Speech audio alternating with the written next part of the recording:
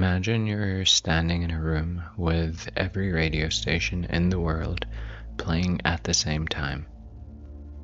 I'm not talking about one radio or one tiny Bluetooth speaker from hell. I mean every single signal, every phone call, military transmission, every baby monitor, every emergency broadcast and dead station still coughing out static. Imagine all of it moving through the room at once. And now imagine someone pointing at the silence and telling you that there's nothing there. That's basically where John Keel starts.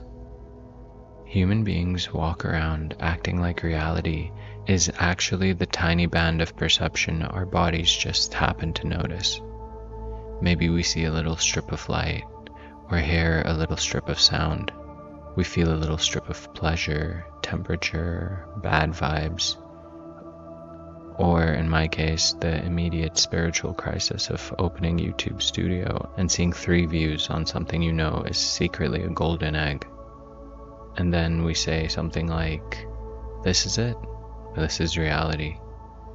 Keel looks at that and suggests that maybe reality is mostly what we aren't equipped to detect. Maybe the ghost, the UFO, the fairy, the phantom car, the weird dream that later comes true, and the man in the black suit who shows up after a sighting are not separate categories. Maybe they're just different masks worn by the same phenomenon. And maybe the phenomenon isn't coming from Mars. Maybe it's been here with us the whole time. Welcome back to Idiot Mystic. Today I wanted to talk about John Keel's The Eighth Tower, which I've been told to read for years, but only just got around to. Honestly, I have no words for the book except calling it cursed. It's funny, paranoid, and at times completely unhinged.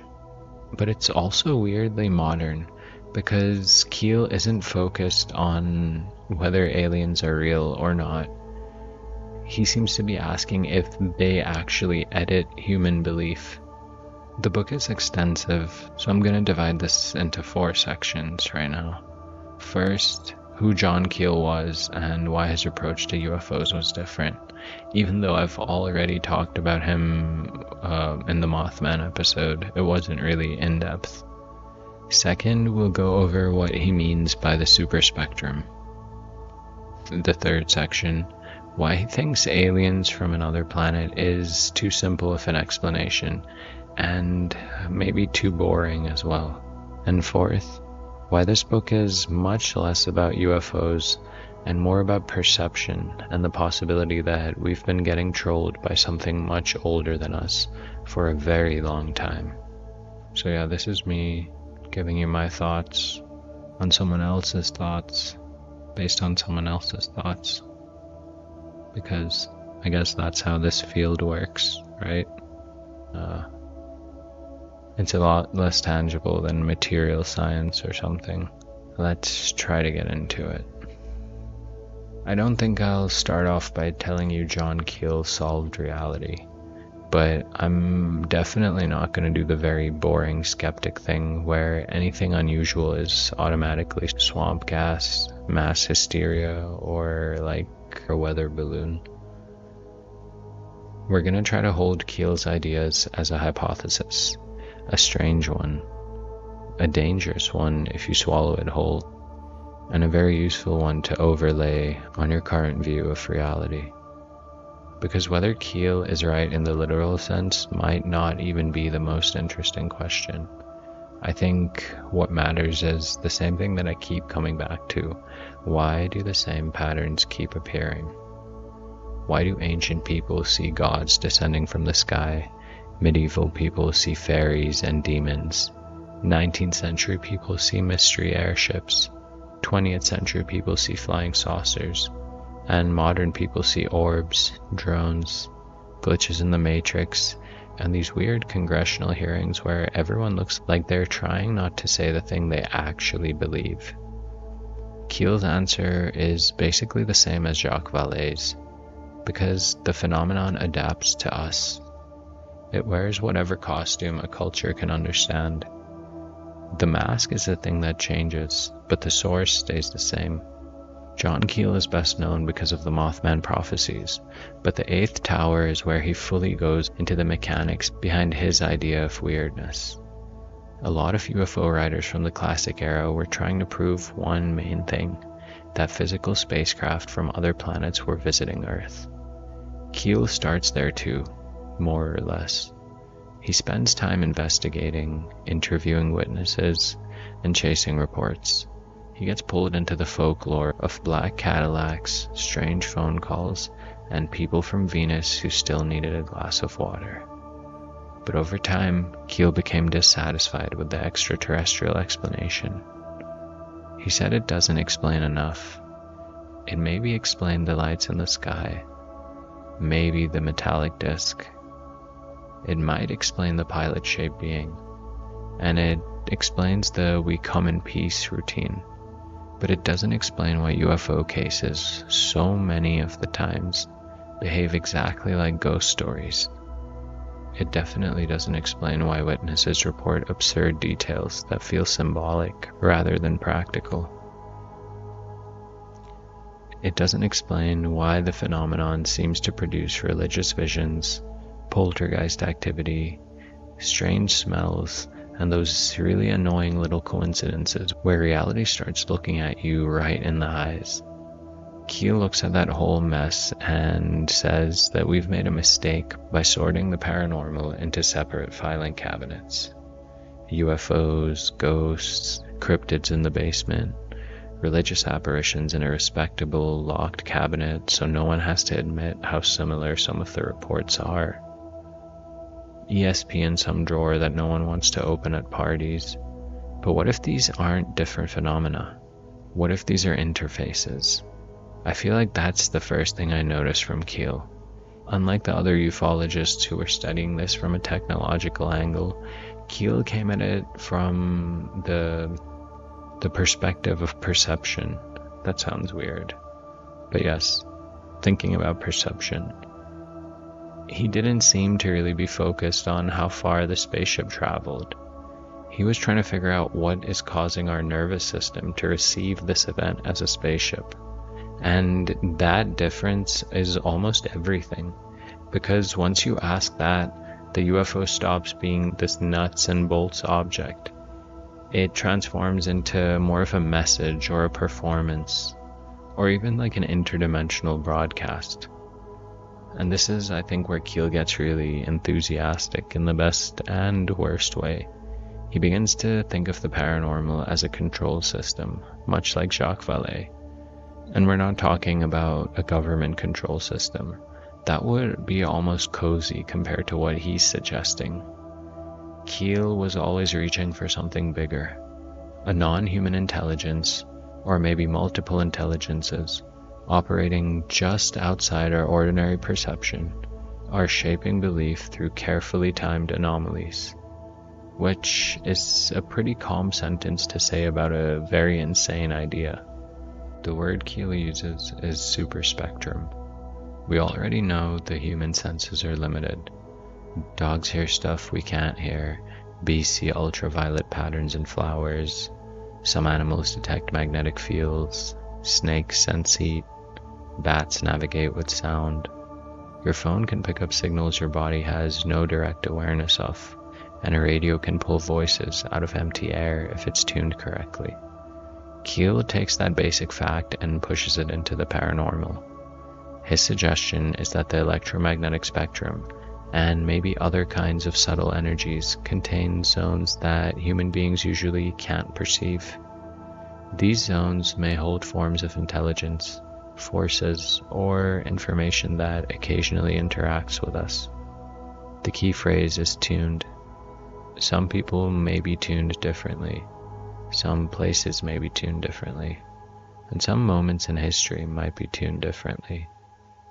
Under stress, grief, illness, trauma, and religious expectation, the human receiver may briefly pick up a signal that it usually filters out. This is why Keel is so interested in witnesses, but he's not always interested in their literal interpretation. One person might see an angel, another a spaceman, a black dog, a flying disc. Another sees the dead standing at the foot of the bed. Keel was asking, what did they actually encounter before their mind translated it? And that's a very useful question even outside of paranormal research. Because a brain isn't a perfect camera, it's just interpreting what it sees. It's constantly receiving partial data and building a world out of it. A shadow can become a person, a sound can become a threat, a coincidence can become the most important message of your life, and sometimes, maybe an actual external anomaly becomes the nearest symbolic form the human mind can handle. That's one of the reasons Keel's work is different to usual UFO material. He's not focused on aliens being here. He's focused on the human interface with reality being compromised, or in a more gentle way, incomplete. We aren't seeing the whole screen, we're just seeing desktop icons. The operating system is hidden, and some intelligence may know how to move the mouse. The extraterrestrial hypothesis has very obvious appeal, especially to me. It's clean, cinematic, we get vehicles, pilots, civilizations, maybe a cool holographic star map.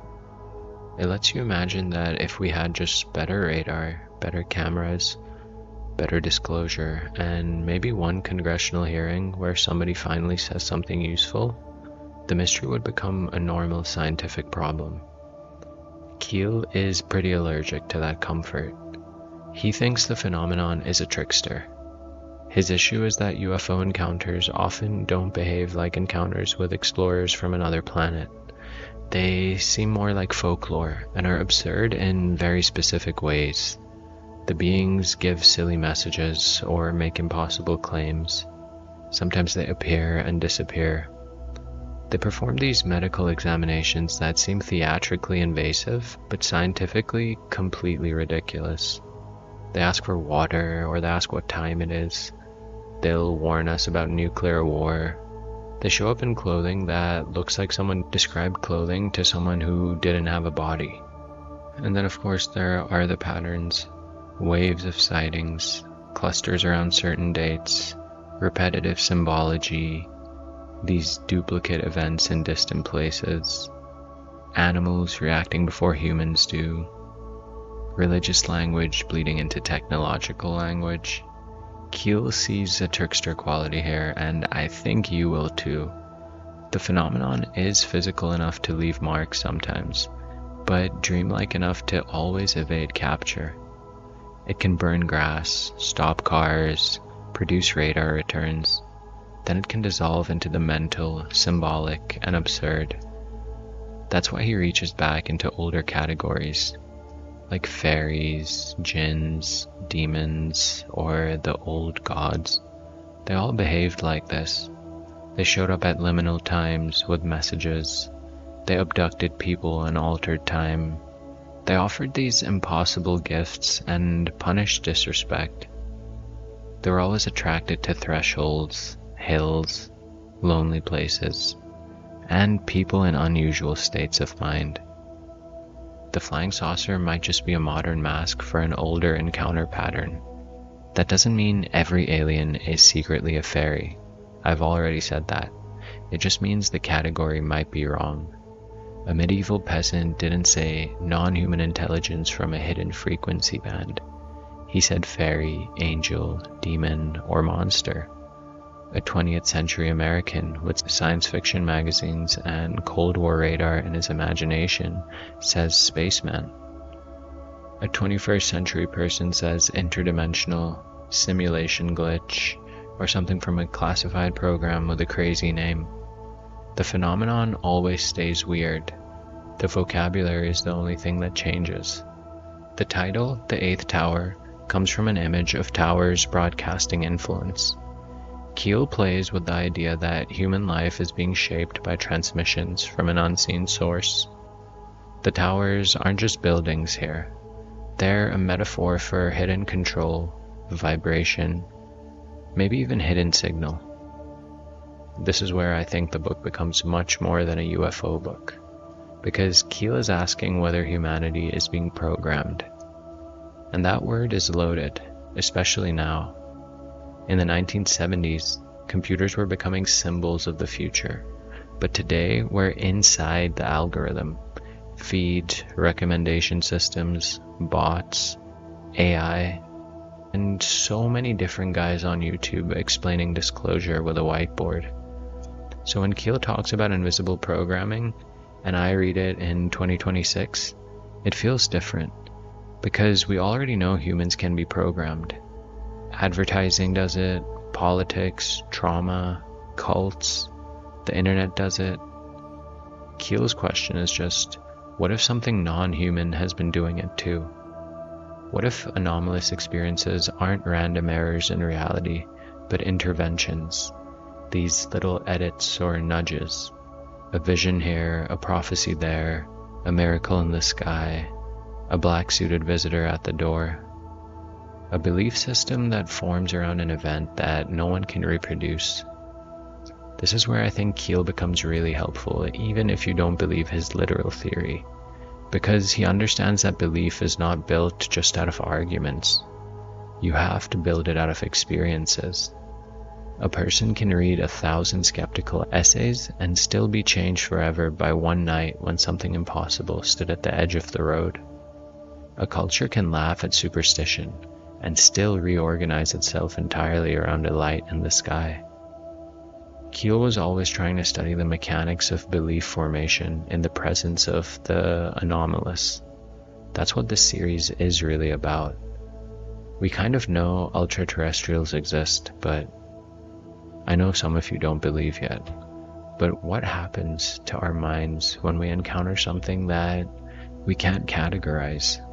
And I'm always trying to be so cautious, because Keel can pull you into a paranoid worldview if you read him too literally and for too long. I felt that happening to me, actually. There is a difference between maybe reality is stranger than materialism, and every coincidence is a coded transmission from beyond. That second path can get very unhealthy. At the same time, the completely flattened modern worldview also has huge problems. It acts like the only real things are things that can be measured in the most obvious way, but I don't think human life has ever worked like that. Dreams and symbols are so important. Visions matter to the people who have them, and stories are known to shape civilizations. Religious, grief, psychedelic, trauma, and paranormal experience all have something in common. They can change the person who has them, even when the outside world can't agree what happened. Keel is so messy, but he's honest about the mess. He's not trying to give you a clean universe.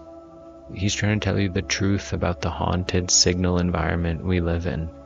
And to me, that feels a lot closer to life. So that's the doorway into the 8th tower. Keel was asking us to stop treating UFOs, ghosts, miracles, and psychic phenomena as totally separate, weird hobbies for people with different shelves in the same basement. He wants us to consider the possibility that all of them are expressions of a deeper system, the superspectrum, or hidden broadcast, the reality behind the reality our senses can handle. The next time I talk about the 8th tower, I'll try to get into the cases that make Keel's theory so strange. Dead sheep outside Rome, Mussolini's wife seeing something in the sky, scorched grass in Florida, miraculous healings, microwave-like effects, and the very uncomfortable idea that some miracles might be physical interactions with things we barely understand, which is a very normal sentence. Very sane. Definitely a sentence someone says before getting enough sleep. Thank you for listening to Idiot Mystic. If this episode gave your brain a small electrical injury, in a good way, I encourage you to share it with the one friend who can handle John Keel without adding extra locks to their door. And remember, I'm not saying the tower is broadcasting. I'm just saying maybe check what station you're tuned into, if the radio analogy even still works. I'm old. See you soon.